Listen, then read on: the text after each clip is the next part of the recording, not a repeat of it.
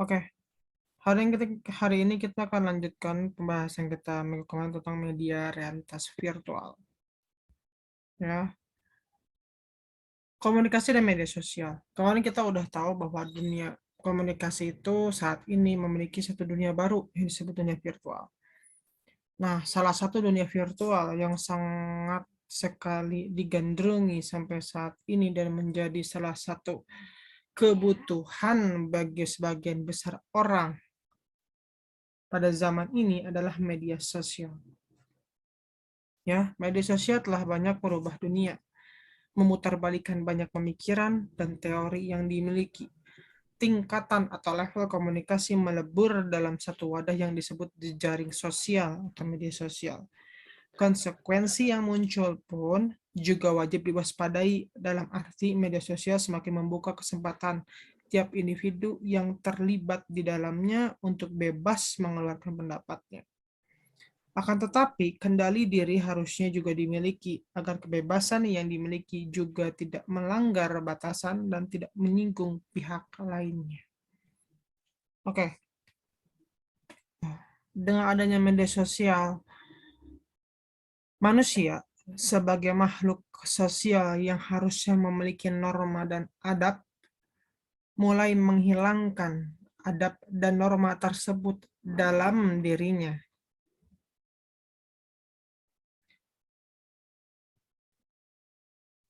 Nah, tapi kalian boleh lihat ya sekarang di media sosial. Orang mau foto selfie seperti apa langsung di komen. Wah, lu jelek lu, nggak cocok sama bajunya.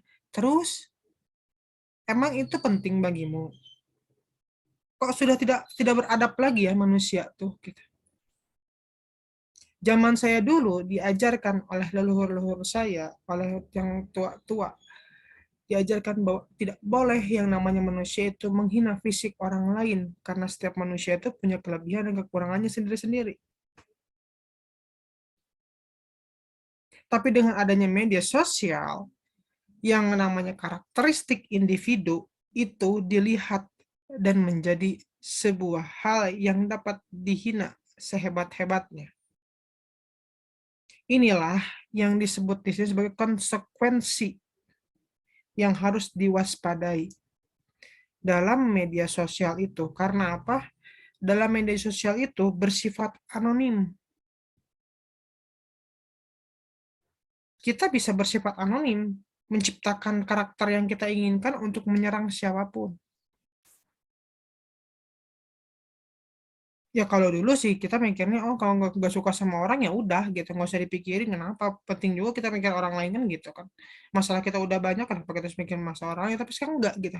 Dengan kemudahan yang diberikan oleh media sosial, yang merasakan seperti apa yang pernah saya tangani kasusnya tuh, yang dia tuh merasa bangga, merasa bahagia, merasa hebat ketika dia menjatuhkan orang lain. Saya pernah menangani kasusnya di universitas tertentu, mahasiswa saya juga gitu. Itu media sosial gitu. Karena kadang dia bilang, ya udah Pak, saya nggak peduli kan media sosial ini. Yang penting kan yang saya bisa mengeluarkan semua aspirasi saya, dia bilang. Tapi bagaimana kalau kau dibegitukan oleh dia? Ya saya nggak akan terima Pak. Ya itu, dia pun tidak terima kamu begitukan. Kalau kau ingin mengkritiknya, kritiklah semua yang dia kerjakan untuk membangun dia dalam hasanah sosial yang ada. Tapi dengan adanya media sosial, konsekuensi itu jadi lebur. Semua norma jadi lebur. Kita tidak, banyak orang tidak melihat batasan-batasan dalam bermedia sosial. Apa yang harus dilihat, bagaimana dia melihat orang, menciptakan sudut pandangnya seperti apa, membangun seorang seperti apa. Ya, kita lanjut dulu. Oke, dunia virtual dan sebagai pesan. Tak bisa dipungkiri jika kemajuan teknologi informasi saat ini justru menggiring masyarakat global ke arah akhir sosial. Alan Trony melihat bahwa proses akhir sosial ini sebagai akibat modernisasi yang telah mencapai titik ekstrimnya dewasa ini, yang disebut sebagai hipermodernisasi Andi, kontemporer. Ya, proses sosial ini kini dipercepat dengan mencapai keadaan maksimal di tangan media internet yang menciptakan berbagai informasi relasi sosial. Realitas yang ada ini membuat individu-individu penikmatnya seolah saling berlomba dalam sebuah arena duel, kontes tantangan, rayuan, dan godaan masyarakat konsumer. Seperti saya tadi bilang kan, yang namanya dunia virtual itu memiliki hal yang sangat ekstrim saat ini. Bahkan disebut oleh si Alan ini sebagai akhir kiamatnya gitu. Karena manusia itu karena udah tidak ada batasan, merasa dia sangat bebas, dia melakukan apapun yang dia inginkan. Bahkan itu menjadi bayaran untuk dunia nyatanya. Sekarang kalian lihat berapa banyak orang, seorang anak yang menuntut ibunya sendiri. Pada zaman dahulu, kalian tahu sendiri kan, nah, nggak tahu sih. Kalau zaman saya sih yang namanya kita itu anak itu ke orang tua itu tunduk. Jangankan nuntut, minta aja enggak gitu. Sekarang kan udah berani banget anak gitu. Pulang sekolah, bajunya udah aneh, rambutnya diwarnain. Kenapa? Biar keren nanti di selfie di TikTok. Please, kita tuh punya dunia nyata yang benar-benar asli dunianya. Dunia virtual bukan dunia yang sebenarnya, tapi menjadi dunia nyata bagi orang-orang tertentu yang memilikinya. Makanya disebut arena duel. Kita lihat kalau kontes-kontes netizen, kalau netizen nyerang itu gila bang. Di dunia sosial tuh sekarang omongannya udah nggak ada batas. Padahal manusia itu punya norma kan ya. Bagaimana cara melihat orang. Nah gini, kenapa ada arena duel? Kalau saya lihat, makanya saya tuh malas banget buka Instagram untuk sebagai seorang pemain media sosial ya, bukan sebagai jualan. Saya menggunakan Instagram, Facebook, Twitter itu sebagai jualan. Sebagai salah satu cara saya untuk promosi merek yang saya punya. Ya, tapi tidak untuk bermain media sosial. Karena saya udah malas. Ketika Twitter orang isinya hinaan semua. Karena duel aja, maksa gitu. Tapi kan aku sukanya warna merah. Ya tapi kan merah kan lebih bagus. Ya nggak bodoh amat. Kalau lu bikin lu merah lebih bagus ya buat sendiri gitu. Saya kan saya buat punya brand warnanya ini dan orang banyak suka. Kalau kau nggak mau nggak suka ya udah nggak usah beli. Kenapa harus maksain saya merubah warna karakter yang sudah saya jual kan begitu ya. Ya kalau kamu suka warna kuning ya silakan kamu buat sendiri warna kuning gitu. Tapi dia enggak, dia manggil teman-temannya nyerang, wah biar jatuh, wah ini jubrennya jelek segala mau gitu kan. Disebut arena duel atau kontes tantangan.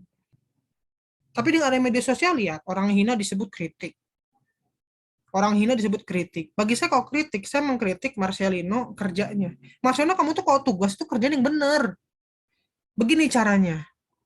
Cari referensinya dulu, baru kamu baca, setelah itu kamu pahami. Setelah kamu pahami, baru kamu kerjain tugas. Itu kritik. Masa bodoh mau Marcelino seperti apapun, pakai baju apapun, sih nggak peduli gitu. Yang penting Marcelino kalau kerja harus benar. Itu kritik. Untuk apa? Untuk membangun Marcelino kan. Dan bahkan dikritikan itu saya memberikan solusi. Solusinya apa? Marcelino pertama kamu nyari fakta dulu. Kamu baca dulu. Kamu pahami dulu. Setelah itu kamu buat tugasnya. Itu namanya mengkritik. Itu namanya membangun. Kita menilai pekerjaan seseorang, kemudian kita berikan solusi menurut kita. Untuk apa? Untuk membangun orang itu. Itu kritik gitu. Rayuan ya banyak ya, bahkan sekarang penipuan media sosial jauh lebih hebat daripada penipuan itu. Dan anehnya kok masih banyak yang ketipu juga gitu. Ya mungkin karena kurangnya literasi media sosial ini. Ya, kemudian bahkan godaan masyarakat bahkan konsumer. Konsumsi. Konsumsi masyarakat terhadap media sosial sangat tinggi. Indonesia menjadi salah satu konsumen media sosial terbesar di dunia. Bahkan menurut menurut berbagai survei Indonesia tuh memiliki kecanduan media sosial tertinggi Salah satu yang tertinggi ya, kecanduan media sosial. Bahkan di kita ada orang yang lebih dari 20 jam bermain media sosial. Nah gitu kan, itu kecanduan. Karena lebih hebat loh, kecanduan media sosial itu nggak bisa dihentikan.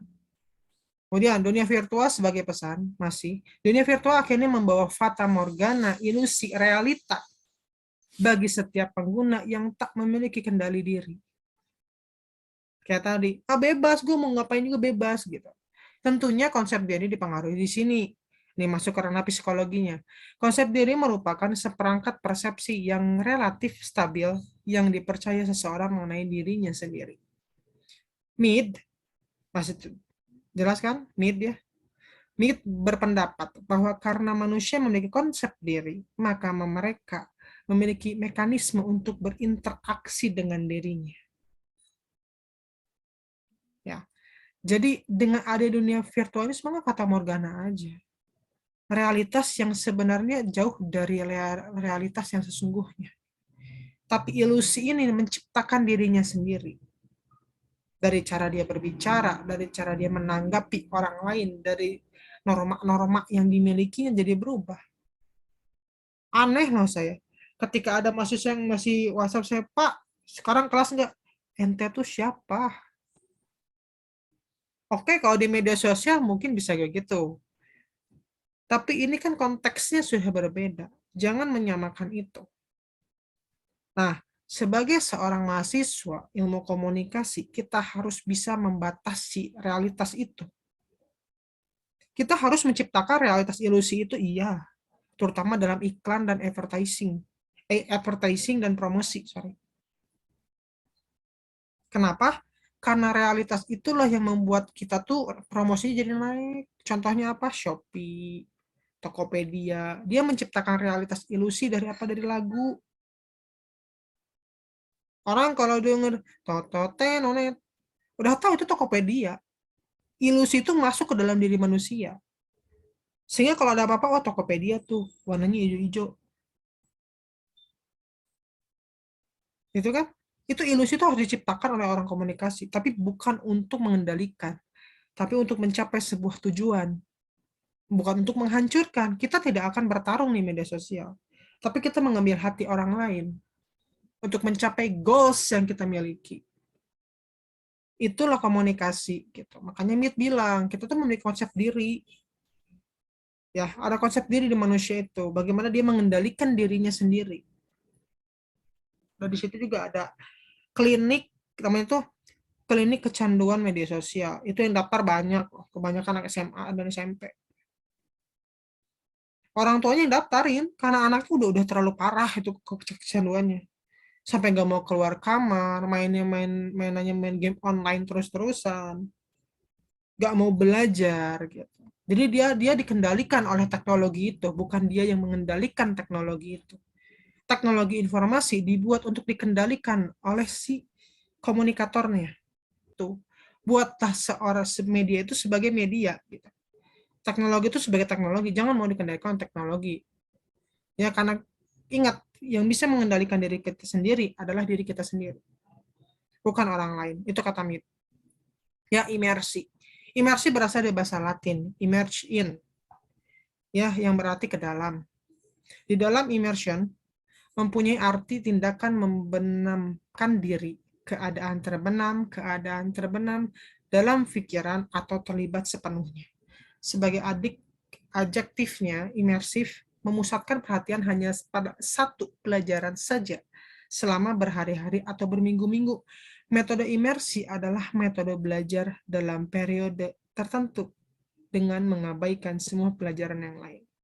Menurut Sherman and Church, realitas virtual adalah imersi ke dalam realitas atau pandangan yang lain. Syarat utama media realitas virtual adalah kita mempersepsi dunia di luar realitas-realitas yang disebutkan. Nah, dengan adanya media sosial yang bisa diulang-ulang terus-menerus, akhirnya menjadi media imersi, di mana kita bisa mendapatkan informasi itu selama berminggu-minggu, selama berhari-hari, terus-menerus. Itulah yang kita yang dikejar oleh para buzzer dalam mengendalikan informasi media sosial. Yang mereka share adalah informasi terus-menerus. Terus aja. Misalnya Marcelino nih punya buzzer nih. Orang pingin tahu nih Marcelino itu dia ngapain aja. Terus aja diinformasiin. Tiap hari itu Marcelino lagi mencuci piring, Marcelino cuci piring, Marcelino cuci piring, dari fotonya, dari tulisan-tulisannya, dari komen-komentarnya. Ih, bagus ya Marcelino cuci piring, wah kamu benar-benar orang yang sangat hebat, kamu membantu orang tua kamu untuk cuci piring, dan lain sebagainya. Terus diulang-ulang. Itu media imersi. Dan salah satu karakteristik dari realitas virtual adalah ada media imersi ini gitu. Di mana informasi bisa kita tembak terus-menerus berhari-hari, berminggu-minggu, bahkan berbulan-bulan. Contohnya apa? COVID-19. Lebih ramai di media sosial, Bung, daripada di televisi. Karena ditembak informasinya terus-menerus. Menakutkannya seperti apa? Kalau di televisi, kita masih ada sensor. Pengendalian informasi masih ada. Di media sosial nggak ada. Dari mana kalian tahu mayat-mayat pada bergelimpangan waktu itu di depan rumah sakit? Media sosial. Karena kalau di media konvensional itu kan di blur. Di media sosial kan enggak. Jadi ketakutan itu dibuat di media sosial. Itu imersi. Sebuah informasi ditembak terus-menerus untuk menciptakan sebuah informasi tertentu. Dan itu bisa kita ciptakan loh. Saya udah pernah bilang, namanya komunikasi itu diciptakan, maka ada strategi komunikasi. Diciptakan oleh kita. Kita punya goals seorang komunikasi itu. Sama halnya seperti buzzer punya goals juga. Mereka tuh sebenarnya ahli komunikasi loh. Cuman menggunakan dengan ada yang salah, ada yang benar. Ya itu makan gimana orang yang membayar, kan mereka mau seperti itu. Tapi yang namanya metode belajar ini menjadi sebuah hal yang sangat lumrah sekarang dengan adanya realitas virtual. Kenapa? Ya, kita dengan gampang men-share informasi terus-menerus. Nggak perlu kontrol. Siapa yang mau mengontrol kalian di Instagram? Siapa yang mau mengontrol kalian di Twitter dan Facebook? Marcelo kan bebas bilang, aku cuci piring, aku tiap hari cuci piring loh bantu orang tua. Siapa yang mau menghentikan itu? Kan nggak ada. Marcelo tidak perlu membayar iklan ke media konvensional. Ya kan? Kalau kita mau ngiklan di media konvensional kan harus bayar iklan dulu. Baru kita bayar list iklannya kan. Baru Marcelona bisa memberikan foto Marcelona lagi nyuci piring di TV. Ya kan? Tapi di media sosial kan nggak perlu. Lo selfie sendiri orang udah tahu, oh ini orang lagi cuci piring. Itu informasi yang terus-terusan. Makanya kenapa nanti kita akan di branding atau kuliah branding, ada namanya personal branding. Diciptakan oleh imersi ini. Imersi ini menciptakan personal branding. Salah satunya menciptakan personal branding ada dengan imersi. Makanya saya bilang, ini mata kuliah semester 1 nih harus kalian kuasai semua. Karena itu menjadi dasar untuk kalian nanti ke mata kuliah yang lain. Ya, seperti cara pemakaian baju, cara berjalan, penggunaan sepatu, adanya kinesik, adanya segala macam nanti kita bermain. Ya, umpan balik atau sensori. Kita menyaksikan realitas fisik tanpa media dengan seluruh alat indera kita. Kita dapat mengalami realitas khayal atau tiruan dari realitas fisik dengan menggunakan media seperti novel, film, radio, dan sebagainya. Filsafat dan sastra telah lama membicarakan cara tentang menirukan dunia atau bisa disebut dengan mimesis atau digesis. Ya, mimesis merupakan mempertontonkan atau memeragakan, sedangkan digesis yaitu menceritakan atau melaporkan. Realitas virtual adalah medium yang membuat kita memiliki pengalaman simulasi yang mendekati realitas fisik. Inilah kenyataan dari realitas virtual, bahwa umpan balik itu mempengaruhi alat indera kita masing-masing. Itu tuh karena apa? Karena yang namanya media sosial itu mempertontonkan dan memeragakan, serta menceritakan dan melaporkan apa yang kita hayalkan, apa yang kita suka, dan apa yang kita inginkan. Contohnya orang pakai mobil sport, kita tuh pingin banget mobil sport, tapi kita nggak bisa beli. Ya udah kita lihat media sosial aja, kita senang kan lihatnya. Wah ini orang pakai mobil ini, wah ini pakai mobil Ferrari, wah ini pakai, wah kita terus aja nggak scroll karena kita suka gitu. Nah itulah yang menyebabkan kecanduan. Kenapa? Karena media sosial ini tuh lebih hebat daripada novel, film, dan radio. Medianya itu. Ada kan kalau radio mah kan itu adalah audio saja. Kalau yang namanya film itu adalah visualisasi dan audio. Sedangkan novel itu hanya lisan ya atau tulisan. Kita masukkan semua itu di media sosial. Jadi, kenapa bisa jadi di satu video TikTok itu ada yang menggunakan subtitle, ada yang menggunakan audio, visualisasi udah pasti tiga karakteristik utama dari sebuah media konvensional masuk ke media sosial. Ya, ada TikTok, ada Instagram, ada YouTube, ada Twitter, ada Facebook. Realitas virtual adalah medium yang membuat kita memiliki pengalaman simulasi yang mendekati realitas fisik. Kita bisa berhayal apapun yang diinginkan dengan adanya media sosial. Itu sih intinya. Mau suka motor, itu video motor terus dilihat di YouTube atau di Instagram, di scroll terus. Ya kan? Coba lihat Reels. Yakin kalian, coba kalau kalian mau ngukur itu Reels, kalian bermain 2 jam aja udah berapa kilometer. Reels kan sebentar, scroll lagi, scroll lagi, scroll lagi, scroll lagi, terus nggak berhenti-berhenti. Ya, kemudian interaktivitas. Umpan balik sangat berkaitan dengan interaktivitas. Interaktivitas ini terjadi karena adanya umpan balik dari mesin ke pengguna. Jadi komunikasi itu dengan media sosial bukan lagi antara orang dengan orang, enggak, dengan mesin. Kalian dengan mesin justru. Ya, terus interaktivitas adalah fasilitas untuk orang atau organisasi untuk berkomunikasi secara langsung atau satu dengan lainnya dengan mengabaikan jarak dan waktu. Ini kita udah bahas tentang grup ya, grup media sosial, bisa di Instagram, bisa di WhatsApp, di Facebook ya, dan lain sebagainya. Ada 2 ciri utama interaktivitas menurut Dayton, yaitu kemampuan menghubungi atau menyapa orang lain dan mendapatkan respon dari orang tersebut. Ya, jelas ya, bahwa yang namanya interaktivitas itu berhubungan dengan kemampuan menghubungi atau menyapa orang lain.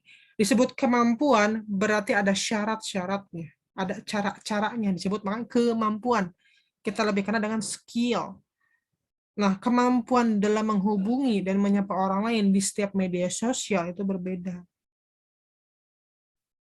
Ya, makanya tolong dibedakan. Kalau ngomongin di Instagram, DM orang sama nge-DM dosen di WhatsApp, dibedakan. Karena sudah beda dunia itu. Meskipun yang punyanya sama, Mark juga gitu. Yang punyanya sama, Mark Zuckerberg juga. Cuman apa? Cuman karakteristik dari setiap media itu berbeda. Itulah kenapa sebagai orang komunikasi kita harus belajar mengendalikan itu. Cara mengendalikan media adalah kita memahami isinya, algoritmanya kita pahami, penggunaannya kita pahami, cara mainnya kita pahami, baru kita bisa mengendalikan itu. Jadi sebelum kita bermain media sosial, alangkah baiknya kita pelajarin dulu media sosialnya, media sosial apa, algoritmanya seperti apa, penggunaannya kayak gimana. Jadi nanti akan kitalah yang mengendalikan media itu, bukan kita yang dikendalikan oleh itu. Interaktivitas dalam media sosial itu sangat tinggi, terutama di Indonesia. Apalagi ketika COVID, wah lebih hebat lagi, tinggi jebat. Ya. Kemudian ada interaksi pengguna mesin, interaksi pengguna dan pengguna pesan, kalian tinggal baca. Ya. Kemudian syarat yang harus dipenuhi untuk membangun interaksi yaitu kontrol aktif, komunikasi 2 arah, dan sinkronisitas. Kalian juga tinggal baca, silahkan. Ini yang mau saya itu. Manusia tertarik pada video game untuk memenuhi 10 kebutuhan psikologis manusia, yaitu melarikan diri, memuaskan rasa keingintahuan, memberikan tujuan hidup, meningkatkan rasa tak terkalahkan, memberi makan ego, menawarkan persahabatan, memenuhi kebutuhan akan tantangan, memuaskan kebutuhan untuk memimpin.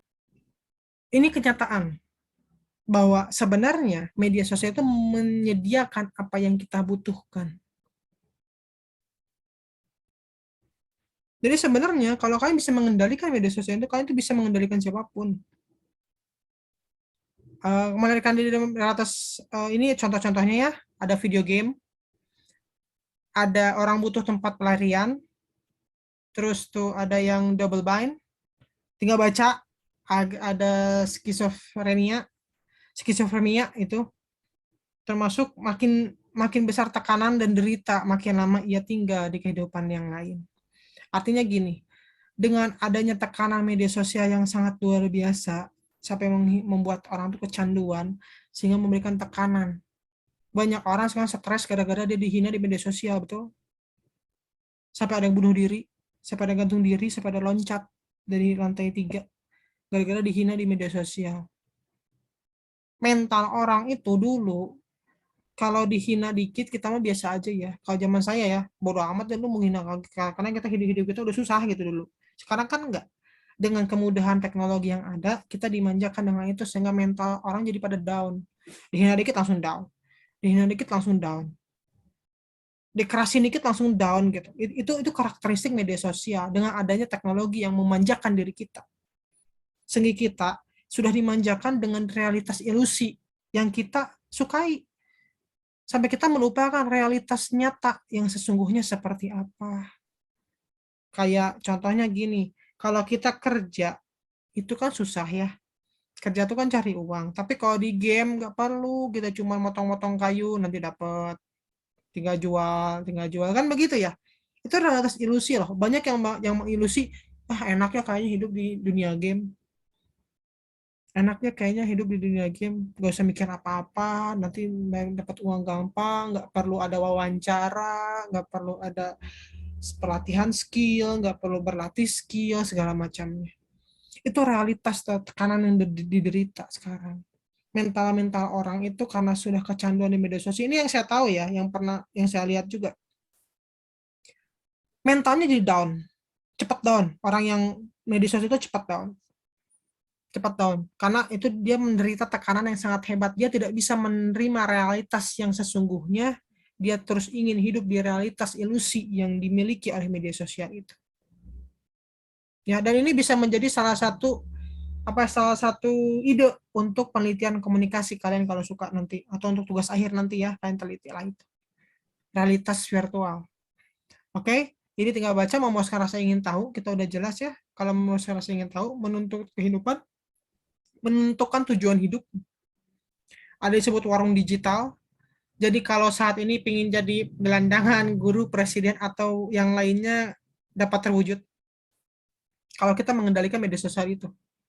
Ya, saya punya bisnis ikan hias itu karena lihat YouTube, karena lihat Instagram, karena lihat Facebook dulu. Jadi saya mengambil informasi dari itu semua, kemudian saya di bisnis ikan hias. Sama yang lain juga seperti itu. Jadi dengan adanya warung digital, kita bisa menciptakan apapun, kita bisa menjadi apapun, kita hanya tinggal mencari informasinya, mengendalikan informasi itu, dan memahami informasi itu, menggunakan informasi itu sesuai dengan kebutuhan kita terhadap sesuatu. Oke, rasa tak terkalahkan, ini udah. Memberi makan ego juga udah tadi, merindukan persahabatan. Ya, jadi makanya syukuri apa yang kalian miliki sekarang sebenarnya, dan manfaatkan itu untuk menjadikan diri kalian apapun yang kalian inginkan. Ya, kemudian ke atas tantangan tadi udah, tinggal baca, sisanya tinggal baca sih sebenarnya. Kenapa? Karena saya pengen kalian baca. Kalau saya jelaskan semua, kalian nggak akan dapat apa-apa sekarang. Kenapa? Karena generasi sekarang itu generasi yang susah baca dan nggak mau baca. Dan sulit untuk membaca. Padahal yang namanya kita, sebagai ahli komunikasi tentunya, ingin menyerang orang dengan komunikasi bagaimana kalau kita nggak punya pemahaman, pengalaman yang lebih dari dia. Salah satu caranya adalah membaca. Oke, baca ya. Maka tugas saya kan semuanya membuat kalian membaca sebenarnya. Masih semester 1, nanti kalau udah semester 3, 2, 3, nah harus sama saya dikasih tugas-tugas yang membuat kalian memiliki skill. Skill itu dilatih ya. Skill itu dilatih. Bukan kalian hidup lahir langsung punya skill, enggak. Kayak jalan, saya udah bilang. Sama kayak jalan. Kalau kalian mau lari, ya belajar lari, gitu aja. Kalau kalian mau ahli dalam public speaking, ya belajar public speaking. Makanya kita ada mata kuliahnya. Nggak bisa apa, saya nggak bisa ngomong. Iya, emang kamu nggak bisa karena kamu belum belajar. Tapi kalau kamu sudah belajar caranya, triknya, media sosial bagus, iya. Sangat bagus, oke. Karena kita bisa mendapatkan informasi apapun yang kita inginkan. Tapi ingat baik-baik, sebagai seorang ahli komunikasi, kalian nantinya harus bisa mengendalikan media. Bukan kalian dikendalikan oleh media. Ingat itu. Ya, who says what, in which channel, to whom, with what effect. Kalian yang mengendalikan media itu, dan kalian yang menciptakan efek dari media sosial itu. Ya, kalian harus bisa mengendalikan itu, maka belajar. Nanti kita akan ajarin salah satu-satunya. Intinya gini, kuasai, pahami, baca terus-menerus yang semester 1 ini semua mata kuliah yang teori komunikasi, public speaking, eh, psikologi komunikasi, baca terus, bolak-balik terus baca, boleh baca itu nanti akan kalian kepake terus sampai kalian lulus, bahkan sampai lebih dari lulus kan kepake terus, S2 S3 kepake terus. Dasar soalnya ini kita memberikan dasar di sini ya, karena apa, karena penting gitu, penting dulu ini, makanya kita nggak ngasih dasar 5 mata kuliah, kan 3 mata kuliah cukup untuk dasar. Kita padatin di 3 mata kuliah di prodi itu, yang lainnya kan mata kuliah bukan dasar kan. Bahasa Indonesia udah dapat dari SD itu kalian, bahasa Inggris udah dapat dari SD ya kan. Yang penting bahasa Inggris kan. Jadi kalian biar melatih diri kalian, biasakan diri, karena yang namanya ilmu komunikasi itu senjata utamanya informasi ya. Informasi menjadi salah satu senjata utama bagi kalian sebagai seorang ahli komunikasi. Kalian besar karena ada informasi, kalian tidak bisa apapun karena kurang informasi ya. Pelajarin semuanya, silahkan kalian eksplorasi diri kalian dengan teknologi, karena semakin lama semakin tajam, semakin besar, apalagi sekarang lagi menggaungkan apa, artificial intelligence. Makanya ini semua kepake loh, nanti kepake. Pokoknya kerjakan ya, kerjakan, banyak baca. Makanya tugas-tugas saya semuanya baca ya. Kerjakan tugasnya waktu 2 minggu, kerjakan kuisnya waktunya seminggu, tolong dikerjakan. Kalaupun telat tetap dikumpulkan, oke? Karena kalian harus bisa memenuhi standar yang diberikan, ya kan? Standar diberikan itu bukan untuk menjatuhkan kalian, tidak, tapi agar kalian memiliki skill yang sama dengan semuanya, begitu kan? Ya, terima kasih telah mengikuti perkuliahan ini. Oke semuanya, terima kasih. Mohon maaf jika ada kesalahan. Semua contoh yang diberikan itu hanya sebagai contoh di mata kuliah. Ya, terima kasih semuanya. Kerjakan tugasnya, kerjakan kuisnya, dan kumpulkan tepat waktu agar kalian mendapatkan nilai maksimal. Tetap jaga kesehatan. Saya tutup. Assalamualaikum warahmatullahi wabarakatuh.